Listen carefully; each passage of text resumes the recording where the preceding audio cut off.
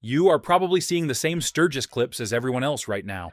Wall-to-wall Harleys, packed bars, concerts, fresh paint jobs rolling down Main Street. It looks like Harley still owns the whole picture. But while that show is blasting across your screen, Royal Enfield is quietly making a move a lot of riders cannot afford to ignore. They are stacking wins where it actually matters. Cheaper keys, easier ownership, and a growing crowd of riders who want the same long road and garage culture without a truck-sized payment. No big press conference, no flex, just steady ground being taken while loyal Harley owners keep hearing everything is fine. So what does Enfield's rise mean for the value of the Harley in your garage? Why did Harley leadership let a rival creep this close while the whole world was staring at Sturgis? Watch till the end, because you need to know which side your own bike is really on. What's happening? Every August, the motorcycle world stares straight at Sturgis. Custom builders roll their latest work under the floodlights. Harley gets a full week where all eyes are locked on their badge, their stage, and their narrative about heritage and freedom. On the surface, it looks like complete dominance. Underneath, something else is happening. While the noise, money, and media attention pour into that one town, Royal Enfield quietly goes to work somewhere much less glamorous.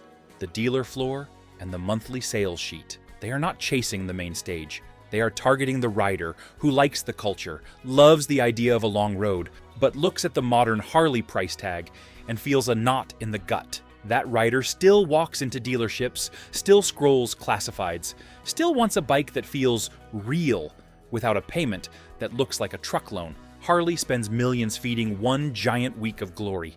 Royal Enfield spends far less, feeding 12 full months of approachable product, finance, and ownership. Sturgis locks attention into a story about legacy. Enfield quietly tells a different story to a different buyer.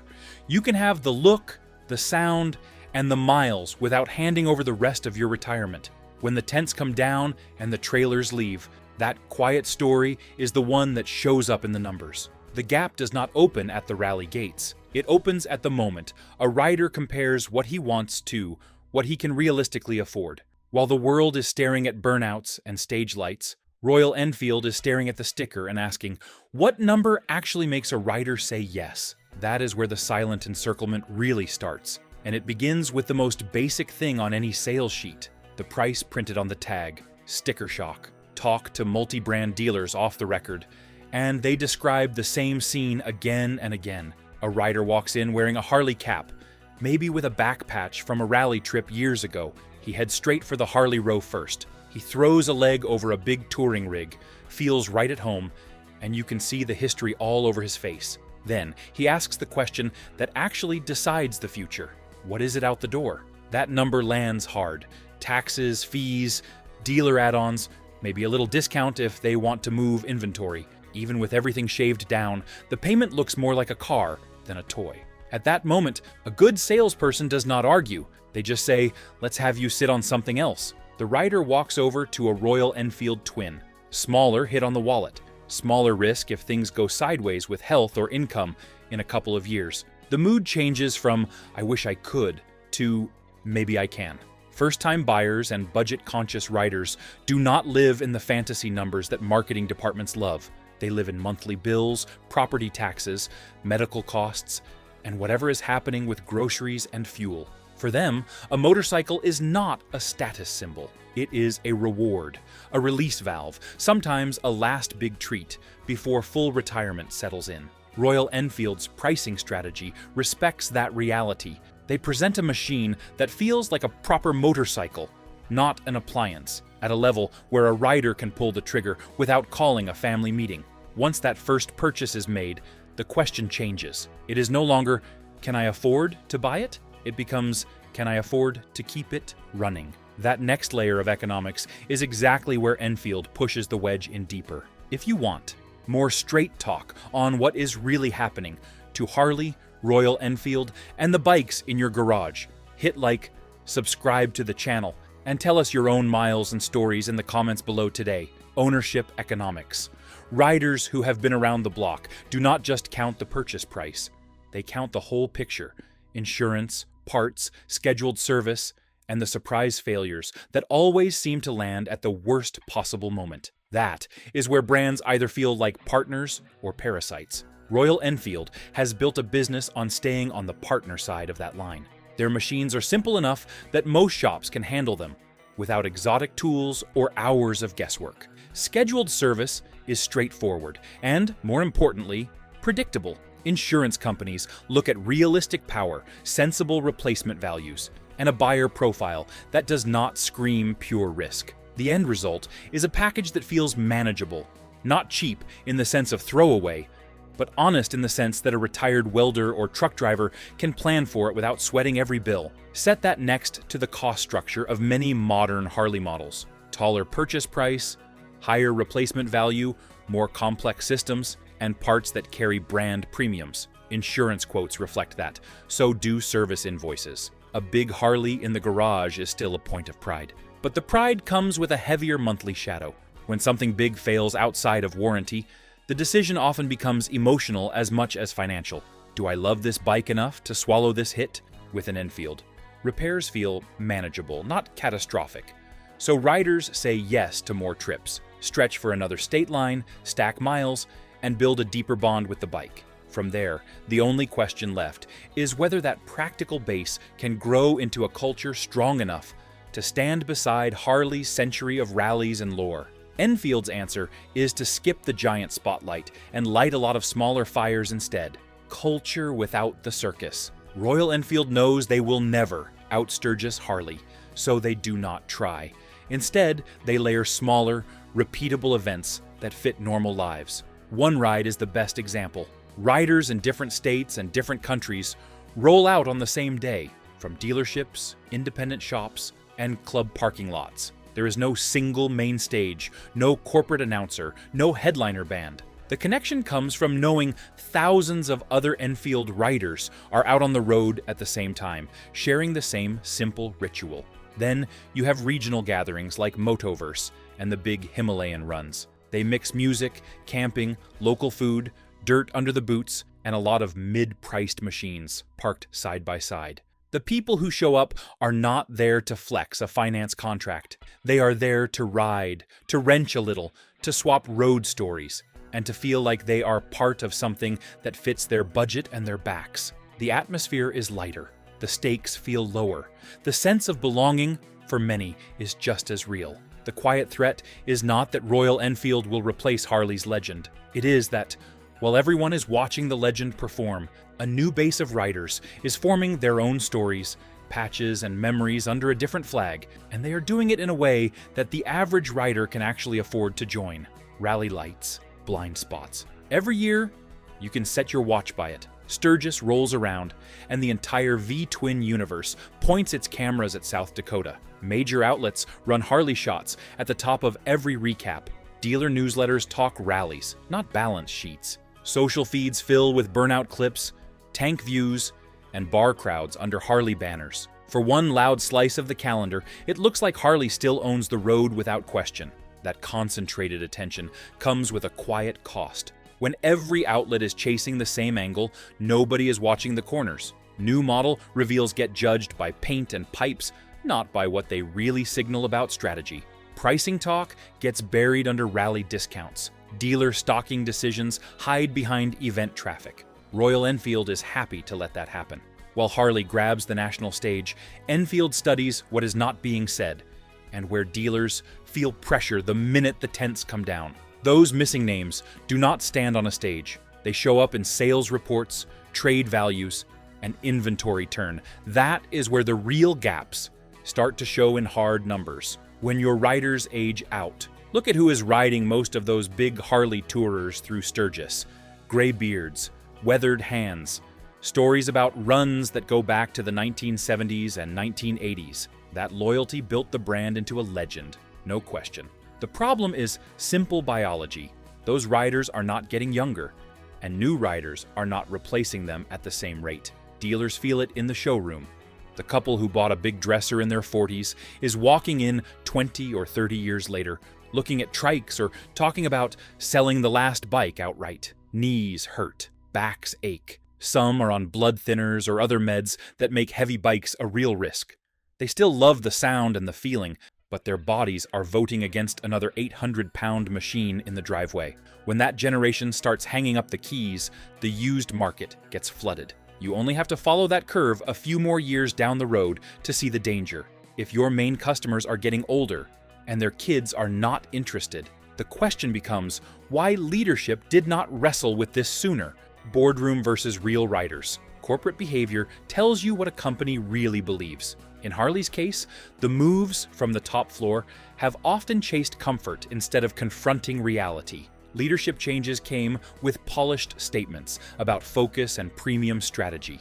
Investor calls leaned on phrases like iconic brand and heritage positioning. Those lines play well to Wall Street and to marketing departments. They do not necessarily answer what a 50-year-old mechanic or a 30-year-old first-time buyer wants to hear. When the core pitch keeps circling back to the same images of leather vests, wide bars, and perfect sunsets behind a big batwing fairing, it sends a signal. It says the company still thinks its future is locked to the same picture that sold in the 1990s. That might feel comforting to loyalists, but it does very little for a younger rider who grew up with other options, other brands, and other price brackets. Eventually, all that talk has to land on a showroom floor. The gap between words and metal is where Harley's strategic drift becomes most obvious. Product mismatch. Walk into a big dealership that carries both brands, and the contrast hits immediately. On one side, heavy Harley touring rigs with wide saddles, big fairings, and price tags that look like a decent used truck. On the other side, Royal Enfield twins that a shorter rider can flatfoot, with prices low enough to consider as a second bike or a practical first big machine. The showroom tells a clearer truth than any press release. For an older rider who has logged hundreds of thousands of miles, those Harley tourers still make sense in theory. They know how they handle two-up, how they soak up interstate miles, how they feel rolling slow through a main street. In practice, the weight, the seat height, and the sheer bulk start to matter more as age and injuries pile up. Lifting one off the side stand in a gravel lot does not feel the same at 65 as it did at 35. Those practical facts are exactly what turn a quick sit on the seat into a signed finance contract. Once a rider has thrown a leg over both, Royal Enfield's quiet focus on weight, price, and rideability becomes a conversion engine all by itself, winning small-town dealers. Royal Enfield's quiet playbook starts with something basic that too many boardrooms forget. You cannot sell to riders who have to drive 2 hours just to touch the bike. While Harley leans on big flagship stores and destination dealers, Enfield has been quietly filling in the map with smaller, friendlier locations tucked into working towns and second-tier cities. For a rider who lives outside the big metro bubbles that matters more than any national ad campaign, dealers talk about how Enfield approached them.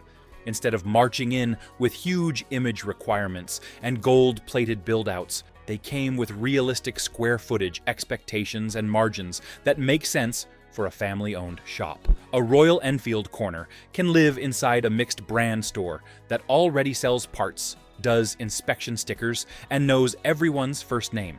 That keeps overhead sane and gives the brand a front door in places where Harley either pulled back or never really planted a flag. It is one thing to scatter logos across a map. It is another to stock machines that actually move in those neighborhoods. That is where the lineup itself starts to earn its keep. If you value honest, rider-first breakdowns without corporate spin, make sure you subscribe before you head out. The next story might be the one that saves you money, miles, or the bike you have always wanted in your garage. Lineup discipline. Royal Enfield is not trying to be everything to everyone. Their lineup looks almost old-fashioned in its discipline. You have simple singles and twins aimed at commuting and light touring. You have a basic, honest adventure-style machine that can handle rough pavement and gravel without needing a racing pedigree. You have classic roadsters that scratch the itch for a proper standard bike, the way Japan did in the 1980s. There is not a sea of overlapping models that confuse the buyer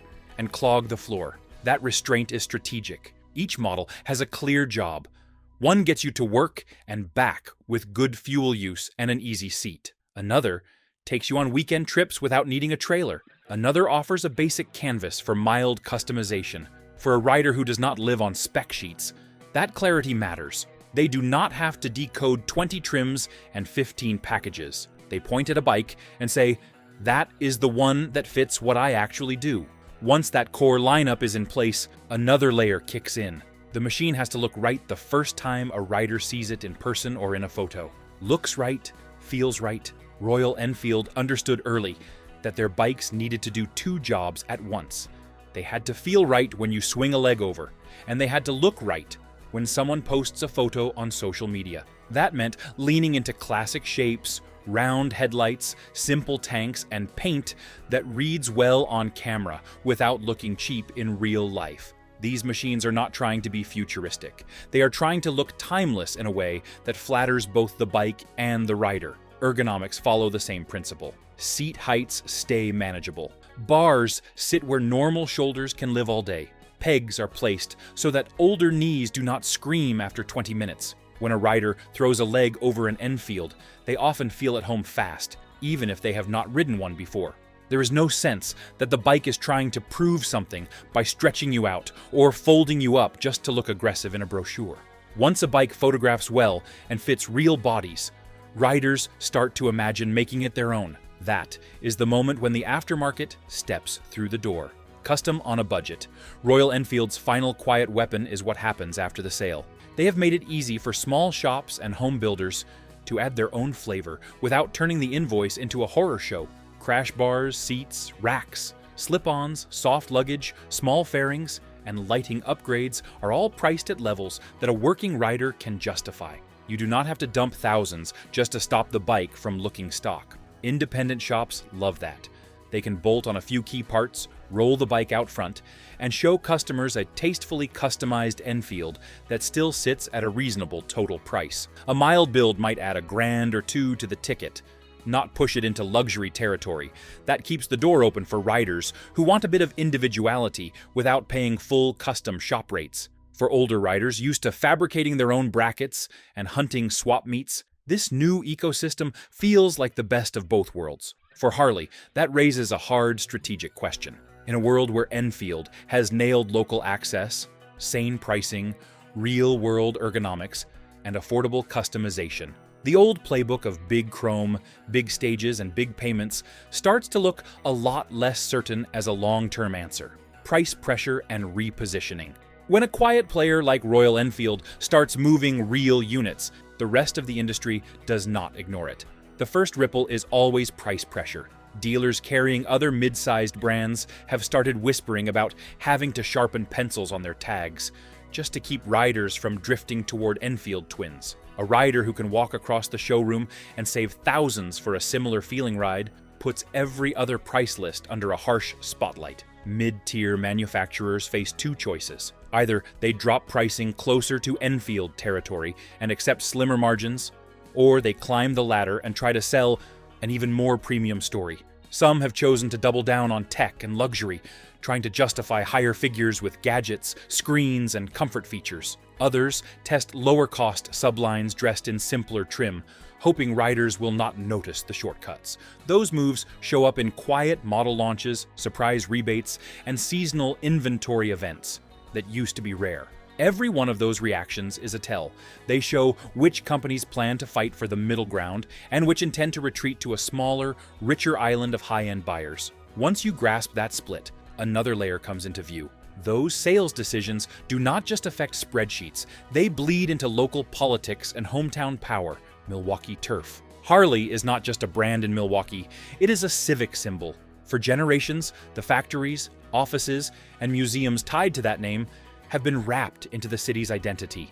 When Royal Enfield chose to put its North American headquarters just a short ride from Harley's home base, that was more than a business decision. It was a flag planted in sacred territory, the kind of move that echoes across union halls, city council meetings, and Chamber of Commerce lunches. Local officials pay close attention to headcount, tax revenue, and which companies are drawing visitors through their doors. If Enfield grows staffing, adds engineering roles, or builds out an experience center that pulls riders into town, those numbers start to count in its favor. Jobs are jobs, whether they come with an Indian parent company or an American one. for a city trying to keep factories humming and young people from leaving, new investment from any serious manufacturer gets noticed. Once jobs, showrooms, and city halls adjust to a new balance, the question shifts from symbolism to day-to-day reality.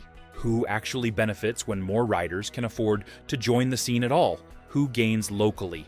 Every time a motorcycle brand lowers the real cost of entry without dropping quality into the gutter, the local rider economy swells. Royal Enfield's pricing and ownership model has done exactly that. Riders who would have stayed on the couch or stuck to dreaming at rallies are suddenly able to sign for a bike that fits their budget. Each of those new riders does more than add one unit to Enfield's books. They feed a whole network around them. Independent shops see it first. More oil changes, more tire swaps, more small upgrades like bars, luggage, and lighting. Those jobs may not be huge tickets individually, yet they show up all year. For a garage that lives or dies on steady work, a larger base of mid-priced bikes being ridden regularly is a gift. Techs get more hours. Owners can justify another apprentice. Tool trucks keep their roots healthy. When a value brand nudges the whole ecosystem toward growth, the smart players watch not just who sells the bike, but who profits from the wave that follows. That is where a long-term opportunity hides for both riders and anyone putting money into this space. The rider's choice. An investor watch list. Once the rally dust settles and the headlines move on from Sturgis, the real questions land in garages and on brokerage screens. For riders, it comes down to a simple choice: stick with the badge that defined American motorcycle culture for over a century, or recognize that another company has quietly built a package that might fit a real-life budget and body better. There is no single right answer. There is only what matches how a person rides and what they can comfortably afford. Older riders, who still log serious miles, have to weigh comfort, reliability, and running costs against pride and sentiment. If their Harley still fits, still runs strong, and still makes sense financially, there is no shame in staying loyal. If the weight, payment, or maintenance anxiety have started to overshadow the joy, it might be time to at least test ride the alternatives. Royal Enfield's growth means those alternatives are no longer theoretical in many towns. All of this loops back to the original problem.